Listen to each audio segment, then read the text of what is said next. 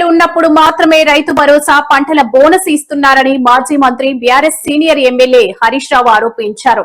Budget పై చర్చ సందర్భంగా ఆయన శాసనసభలో మాట్లాడుతూ గతంలో బీఆర్ఎస్ ప్రభుత్వం ఒక్క సీజన్ కూడా ఎగ్గొట్టకుండా రైతు బంధు ఇచ్చిందన్నారు. ఎకరానికి 15,000 ఇస్తామని ఈ ప్రభుత్వం ఎన్నికల ఎజెండాలో తొలి బడ్జెట్ లో ప్రకటించి తర్వాత దానిని 12,000కు తగ్గించారని విమర్శించారు. బీఆర్ఎస్ అధికారంలో ఉన్నప్పుడు మూడో పంటకు రైతు బంధు ఇవ్వాలన్న ముఖ్యమంత్రి రేవంత్ రెడ్డి ఇప్పుడు ఒక సీజన్ కి ఇస్తున్నారని ఆరోపించారు. ఒక సీజన్ రైతు భరోసా ఎగ్గొట్టి రుణమాఫీ చేస్తామని గొప్పలు చెప్పుకుంటున్నారని అన్నారు. మొదటి బడ్జెట్ లో పెట్టినట్లు ఎకరాకు 15,000 చొప్పున రైతు భరోసా ఇవ్వాలని డిమాండ్ చేశారు. బడ్జెట్ లో పెట్టినవి కూడా అమలు చేయకపోవడం సిగ్గుచేటన్నారు.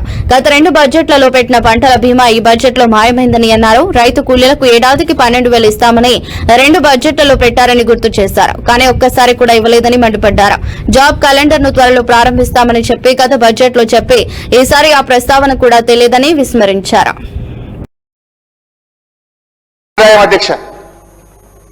9 ఏళ్ల బీఆర్ఎస్ పాలనలో తలసరి ఆదాయం యొక్క వృద్ధి రేటు 14%.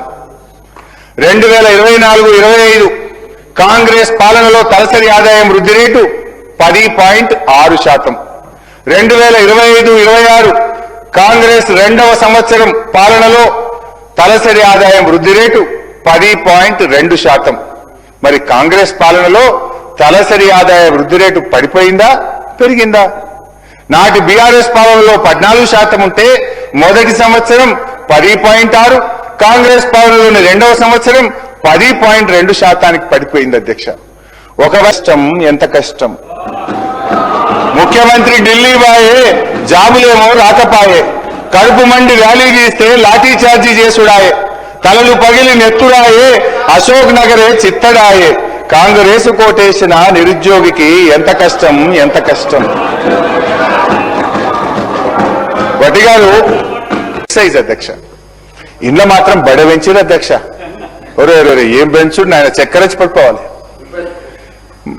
చూపల్లి గారు గారికి వస్తున్నాడు అంటే ఎఫిషియెంట్ మినిస్టర్ కదా, తెస్తారేమో. అధ్యక్ష, ఈ బుక్ లో అధ్యక్ష